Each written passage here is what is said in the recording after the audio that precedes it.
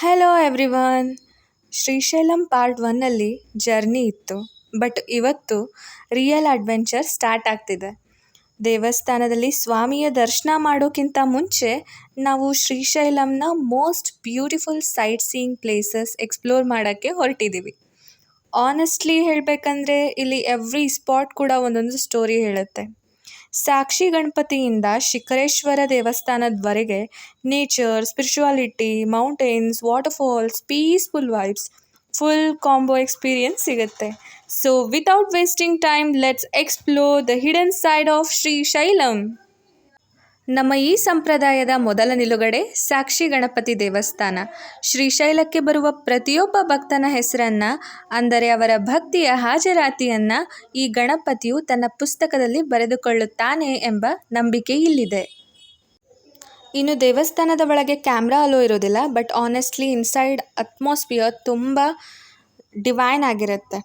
ಎಲ್ಲರೂ ತಮ್ಮ ಹೆಸರನ್ನು ಗಣೇಶನಿಗೆ ಹೇಳಿ ಪ್ರೇಯರ್ ಮಾಡಿ ಮುಂದೆ ಹೋಗ್ತಾರೆ.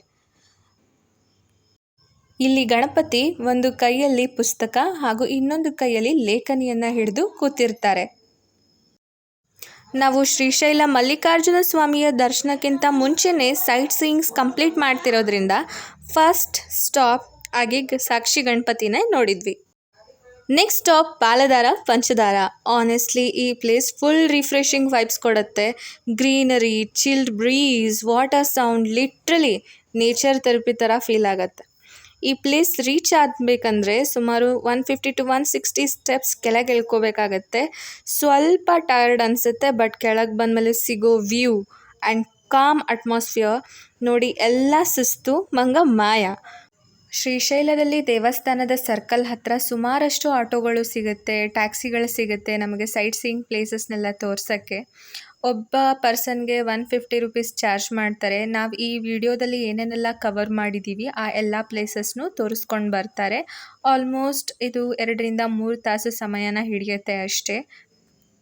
ಆನೆಸ್ಟ್ಲಿ ಬಜೆಟ್ ಫ್ರೆಂಡ್ಲಿ ಕೂಡ ಆಗಿತ್ತು. ಸೊ ಇನ್ನು ಶ್ರೀಶೈಲಂ ಪಾರ್ಟ್ 1 ವಿಡಿಯೋದಲ್ಲಿ ನಾವು ಹುಬ್ಬಳ್ಳಿಯಿಂದ ಮಾರ್ಕಾಪುರ್ ಮೂಲಕ ಶ್ರೀಶೈಲಂಗೆ ಹೇಗೆ ರೀಚ್ ಆಗ್ಬೋದು, ಟ್ರಾವೆಲ್ ಡೀಟೇಲ್ಸ್, ಬಸ್ ಟೈಮಿಂಗ್ಸ್ ಮತ್ತು ಜರ್ನಿ ಎಕ್ಸ್ಪೀರಿಯನ್ಸ್ ಎಲ್ಲ ಶೇರ್ ಮಾಡಿದ್ದೀವಿ. ಸೊ ಯಾರಾದರೂ ಆ ಪಾರ್ಟ್ 1ನ ನೋಡಿಲ್ಲ ಅಂತ ಅಂದರೆ ಪಾರ್ಟ್ 1 ಕೂಡ ನೋಡ್ಕೊಂಡು ಬನ್ನಿ, ಅಂದರೆ ನಿಮಗೆ ಡೀಟೇಲ್ಸ್ ಕರೆಕ್ಟಾಗಿ ಸಿಗುತ್ತೆ.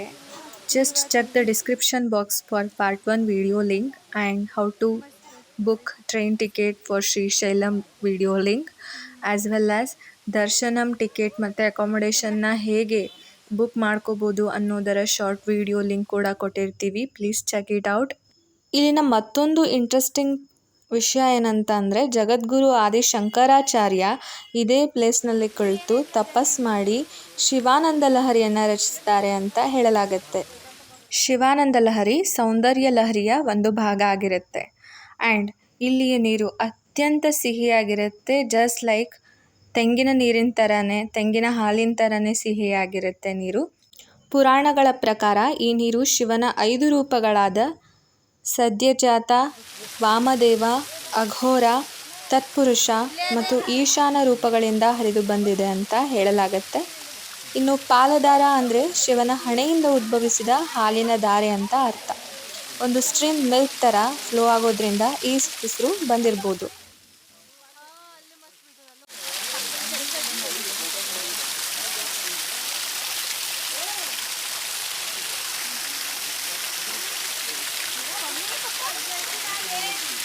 ಮುಂದೆ ಒಂದು ದೊಡ್ಡ ವಾಟರ್ಫಾಲ್ ಕೂಡ ಇದೆ. ನಾವು ಫುಲ್ ಟ್ರೆಕ್ ಹೋಗೋಕ್ಕಾಗಲಿಲ್ಲ, ಬಟ್ ಕ್ಲಿಪ್ಸ್ ಮಾತ್ರ ಕ್ಯಾಪ್ಚರ್ ಮಾಡಿದ್ದೀವಿ. ಆನೆಸ್ಟ್ಲಿ ರಿಯಲ್ ವ್ಯೂ ಕ್ಯಾಮ್ರಾಗಿಂತ ಇನ್ನೂ ಬ್ಯೂಟಿಫುಲ್ ಆಗಿರುತ್ತೆ. Must visit once.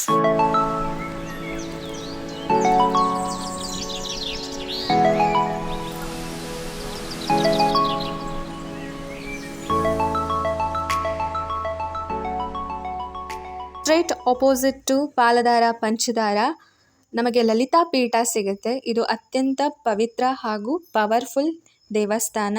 Shri Lalitha ಪರಮೇಶ್ವರಿಯ ಆವಾಸ ಸ್ಥಾನ ಕೂಡ. ಇದು ಶಕ್ತಿ ದೇವಿಗೆ ಡೆಡಿಕೇಟ್ ಮಾಡಿರೋ ಪೀಸ್ಫುಲ್ ಪ್ಲೇಸ್. ಕ್ರೌಡ್ ಜಾಸ್ತಿ ಇರೋದಿಲ್ಲ, ಸೊ ಕಾಮಾಗಿ ವಿಸಿಟ್ ಮಾಡ್ಬೋದು.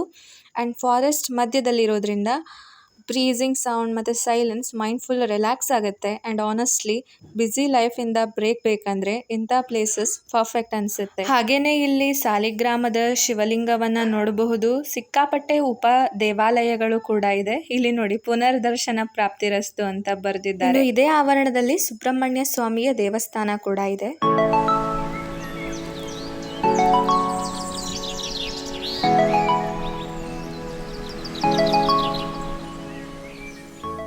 ನೆಕ್ಸ್ಟ್ ನಾವು ಬಂದಿದ್ದು ಹಟಕೇಶ್ವರ ಟೆಂಪಲ್.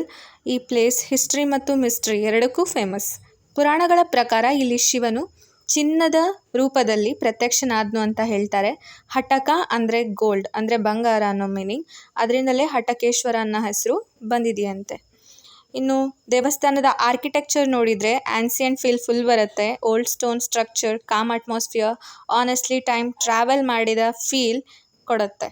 ದೆನ್ ಇಲ್ಲಿ ಕ್ರೌಡ್ ಕೂಡ ಕಡಿಮೆ ಇರುತ್ತೆ, ಸೊ ಪೀಸ್ಫುಲ್ಲಾಗಿ ದರ್ಶನ ಮಾಡ್ಬೋದು. ಹಿಡನ್ ಜಮ್ ಥರ ಇರುವ ಪ್ಲೇಸ್ ಇದು. ಆ್ಯಂಡ್ ಆವರಣದಲ್ಲೇ ನಾವು ದೊಡ್ಡದಾದಂತಹ ಆಲದ ಮರ ನೋಡ್ಬೋದು. ಅದನ್ನು ಸಂತಾನ ವೃಕ್ಷ ಅಂತ ಹೇಳಿನೂ ಕರೀತಾರೆ. ಇಲ್ಲಿ ದೀಪವನ್ನು ಬೆಳಗುವಂಥ ಆಚರಣೆ ಇತ್ತು. ಸೊ ತುಂಬ ಜನ ಹರಕೆಯನ್ನು ಕೂಡ ಕಟ್ಕೊಂಡಿದ್ದಾರೆ.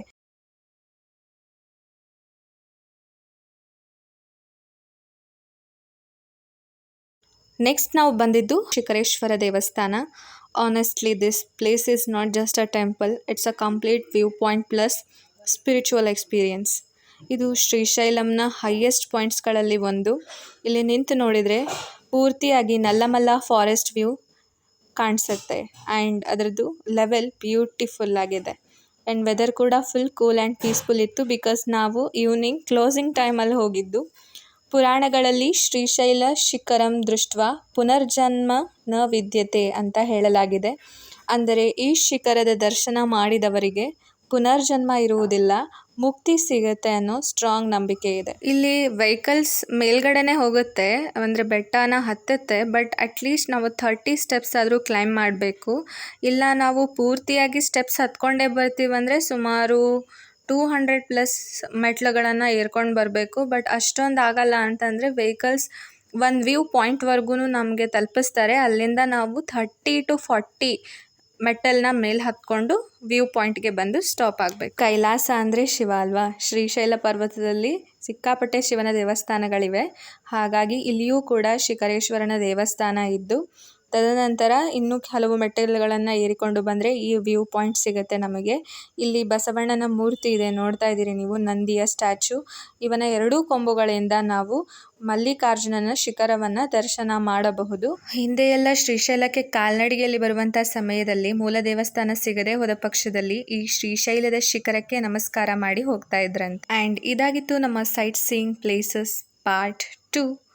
And but one thing for sure, Srisailam is not just a devotional place, it's a complete spiritual plus nature combo experience. Shakambari Shambhuko.